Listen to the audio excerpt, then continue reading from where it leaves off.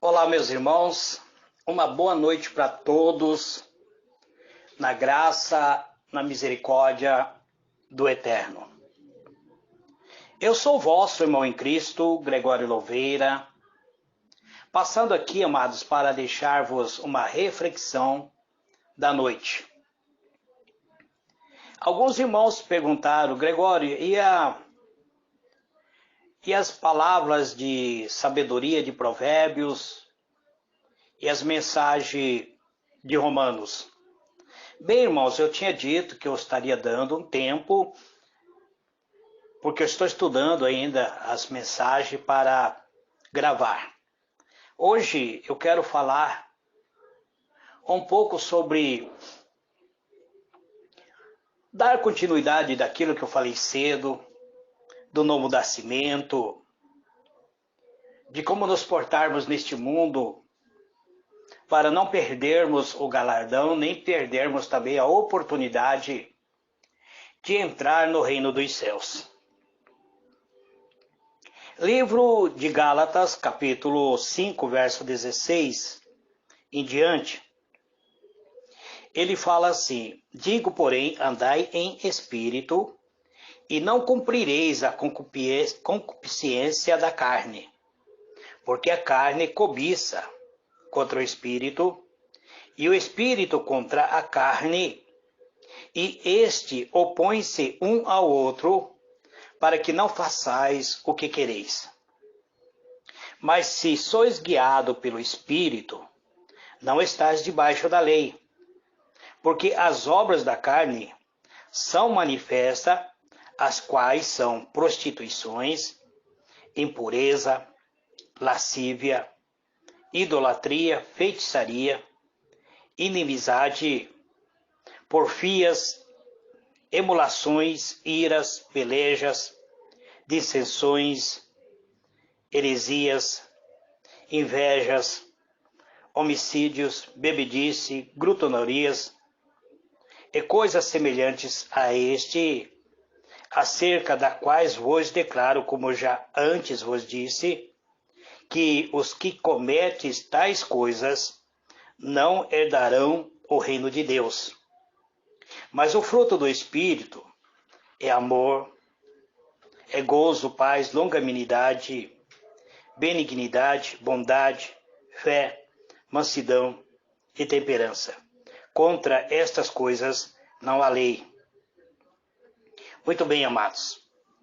Eu li até o versículo do 16, do capítulo 5 de Gálatas, 16, até o versículo 23. E quero tecer um breve comentário para o nosso enriquecimento espiritual, para o nosso crescimento espiritual. Muito bem, amados, todos aqueles que creem que o Senhor Jesus é o Salvador, todos aqueles que creem no Senhor Jesus, eles nasceram de novo. E eles já fazem parte do reino de Deus. Ou seja, aqui na terra, já fazemos parte como sendo participante do reino de Deus. Veja que anteriormente Jesus disse que alguns não entrariam no reino dos céus, mas o reino de Deus já é estabelecido no coração daqueles que aceitaram a Cristo como Salvador. Então, essa manifestação do reino dos céus para aqueles que creem em vida, o quais terão como um galardão, ou seja, fazer parte do reino dos céus já será aqueles que serão galardoados. Então, a palavra de Deus diz que o injusto ele não herdarão o reino de Deus, que está em 1 Coríntios, capítulo 9, capítulo 6, verso 9. Eu vou ler para os irmãos 1 Coríntios, capítulo 6, versículo 9 até o versículo 11, onde o apóstolo Paulo diz: não sabeis que o injusto não herdarão o reino de Deus? Não vos enganeis, nem os devassos, nem os idólatras, nem os adúlteros, nem os efeminados, nem os sodomitas, nem os ladrões, nem os avarentos, nem os bêbados, nem os maldizentes, nem os roubadores herdarão o reino de Deus. E tais foste algum de vós, mas foste lavado, mas foste santificado, mas foste justificado em o nome do Senhor Jesus Cristo e no Espírito do nosso Deus. Muito bem, todos nós manifestávamos esta manifestação carnal.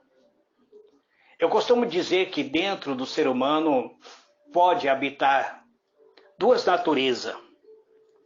Dentro do ser humano pode habitar dois espíritos.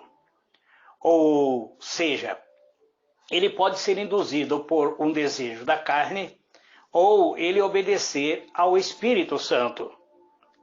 Então, apóstolo Paulo diz que existe duas naturezas que lutam um contra o outro, tentando se impor. Ele diz que o Espírito ele luta contra a carne e a carne se opõe ao Espírito. Então existe uma luta interior. E essa luta interior, nós temos que ter a escolha, escolher qual voz devemos obedecer. Nós vemos que se nós obedecermos à voz do Espírito Santo, então nós iremos receber a santificação. Os injustos são aqueles cristãos que não praticam a justiça de Deus, ou seja, que vivem de acordo com seus próprios desejos. Eles não vivem de acordo com a palavra de Deus. Então nós vemos que no versículo 10, o apóstolo Paulo diz que nem ladrões, nem avarentos, nem bêbados, nem maldizentes, nem roubadores herdarão o reino de Deus. Então devemos ver que a palavra aqui não é entrar no reino dos céus, mas herdar o reino de Deus. Isso se refere ao próprio galardão no milênio, quando diz que entraremos no reino dos céus. Porque o reino de Deus ele já foi estabelecido aqui na terra através do sacrifício de Cristo. E quem aceitar a Cristo como Salvador, já são participantes do reino de Deus, já são eleitos para entrar nos céus. Eles ainda estão aqui na terra, somos aqui ainda habitantes da terra, mas já somos chamados de cidadão do reino de Deus, embora ainda nós não entramos no reino dos céus. Então, meu amado irmão, minha irmã, aqui nós vemos que existe uma palavra de advertência para nós. Se eu e você aceitarmos, se nós aceitarmos o sacrifício de Cristo, então nós já estamos fazendo parte do reino de Deus. Agora, se você, como sendo um cristão, eu não estou falando que você ainda é uma pessoa nascida de novo, mas é um cristão, e você tem o costume de falar mal de um irmão, a Bíblia diz que você não herdará o reino de Deus. Ou se você tem o costume de roubar, de se embebedar, tudo isso, ele te tira o direito de herdar o reino de Deus. Eu descobri isso dentro da palavra de Deus. Então nós temos que nos policiar. Nada de bebida, nada de nos apossarmos daquilo que não é nosso, nada de praticar o adultério, porque tudo isso são fruto da carne. E o fruto do Espírito é totalmente contrário. Então veja que o apóstolo Paulo colocou em advertência, ele repete a mesma advertência no livro de Gálatas e também lá no livro de Efésios. No livro de Gálatas ele diz assim: digo, porém, andai em espírito, e vocês não vão cumprir a concupiscência da carne. Aí ele passa a dizer quais são as concupiscências da carne. Ele diz que a carne, ele cobiça contra o espírito. Ou seja, ele se opõe ao espírito. Ele é contra as práticas daquilo que é espiritual. Mas o espírito também, ele enfrenta a carne. E ambos, eles travam uma luta interior. Eles se opõem um ao outro. Cada um tenta O espírito, ele procura dominar a nossa mente para levarmos a fazer as coisas espirituais. A carne, ele procura dominar a nossa mente para que nós venhamos cumprir os desejos da própria carne. E o apóstolo diz que se somos guiados pelo Espírito, nós não estamos debaixo da lei. E aí ele passa a falar sobre as obras da carne, que são manifestas, quais são prostituição, impureza, lascívia, idolatria, feitiçaria, inimizade, porfias, emulações, ira, peleja, dissensões, heresias, invejas, homicídio, bebedice, glutonorias e coisas semelhantes a esta. Então, o apóstolo Paulo declara bem claro, dizendo que essas pessoas que praticam isso, que cometem isso, não herdarão o reino de Deus. Aí ele enumera acerca do fruto do Espírito. Ele passa a dizer sobre o fruto do Espírito. Então, como nós vimos, amados, existe duas naturezas travando uma batalha espiritual dentro de nós. Porque nós, enquanto estivermos aqui na Terra, estaremos enfrentando tudo o que a Terra, tudo que o mundo oferece. Então, nós precisamos herdar o reino de Deus. Por isso, devemos saber usar as armas certas. Porque nós estamos numa jornada e a nossa caminhada, ela deve ser com perseverança. Devemos, na verdade, correr. Corramos com perseverança a carreira que nos foi proposta. Corramos para vencer, para herdar o prêmio e entrar na manifestação do reino dos céus, que ao final da maratona nós possamos dizer, como Paulo, quando ele diz assim: combati o bom combate, acabei a carreira, mas guardei a fé. Em 2 Timóteo 4, verso 7. O apóstolo, então, ele utilizou aqui a ilustração de uma batalha espiritual que travamos em nosso interior, para nós sabermos que agora nós somos filhos de Deus. Quando Deus chama Moisés para ser um líder espiritual, para livrar o povo que estava escravizado no Egito, Deus, ele capacitou a Moisés. E nós vimos que quando Moisés sai do Egito, Deus, ele leva o povo nos desertos, e lá no deserto a Bíblia diz que havia uma nuvem que ele acompanhava o povo de Israel. E essa nuvem, ele fazia quando algum exército se levantava contra o povo de Israel, essa nuvem fazia uma escuridão do lado do inimigo do povo de Israel, mas era luz em volta dos filhos de Israel. O que essa nuvem significa? Que significava o Espírito Santo. E o apóstolo Paulo diz que o povo, eles foram batizados pelas nuvens e também pelas águas do mar.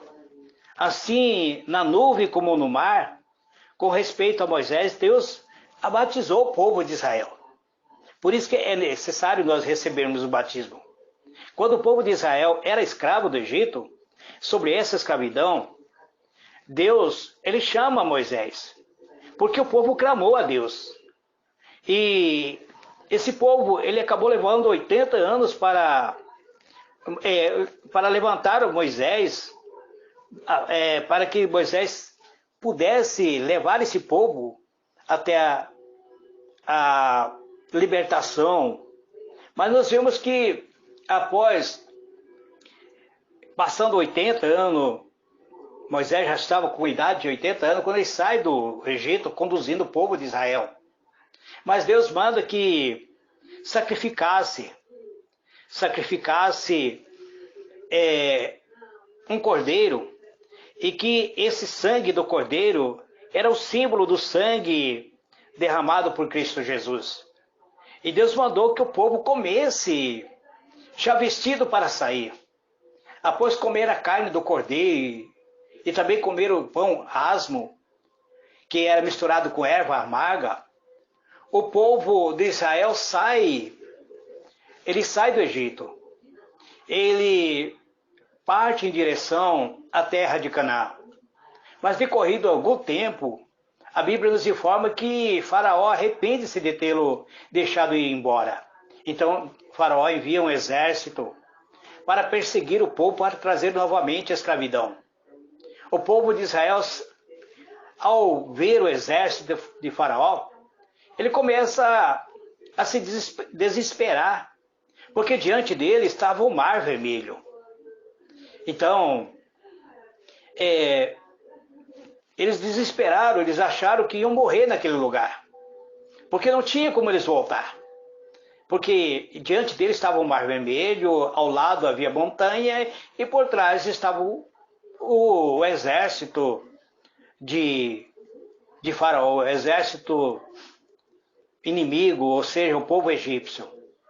Então, o povo clamou a Deus. E Deus manda que Moisés levante o seu cajado, e Deus abriu o mar. E o povo cruzou a seco, chegando do outro lado, atravessando e chegando de frente do Monte Santo de Deus, o Monte Sinai. Ali Deus apareceu novamente para Moisés, e Deus deu sua palavra, deu seus mandamentos, para que o povo servisse e seguisse esse mandamento quando entrasse na terra de Canaã, onde o reino de Deus seria por ele estabelecido. E assim Deus teria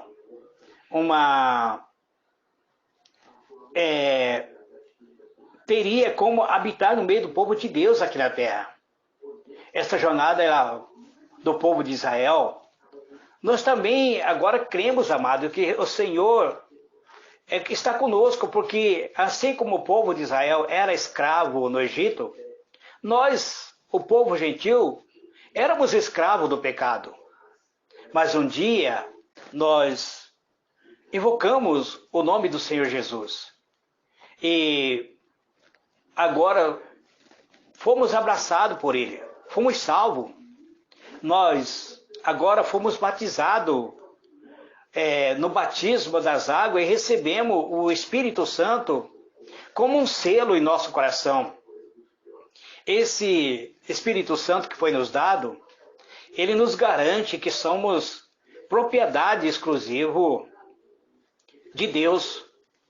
Nós já cruzamos o Mar Vermelho quando recebemos a palavra de Deus. Hoje, o desejo do Senhor é que todos nós nos tornemos seu exército, que entramos de boa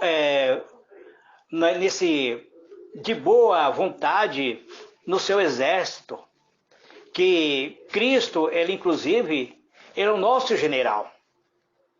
Em Êxodo lemos que o Senhor ia diante do povo de Israel durante o dia como uma coluna de nuvem para guiar pelo caminho o povo de Israel.